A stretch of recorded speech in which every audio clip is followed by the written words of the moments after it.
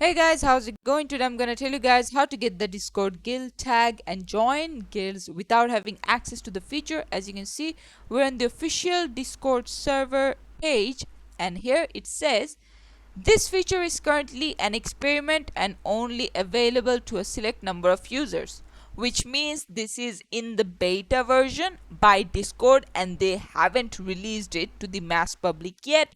So if you don't have it, there is no way you can go and watch other YouTube tutorials. They'll tell you to do a lot of things, but Discord hasn't released the full version themselves, so there is basically no way to bypass it. Three ways if you can verify whether you have it or not is: first is the discovery. If you tap on the discovery tab in your Discord app, you'll see the available guilds that you can join. Next up, the invite link. If you can ask your friend who has a guild to send you the invite link and see if that works. And there will be either two options: first is join waitlist for guilds, and second one is apply to join.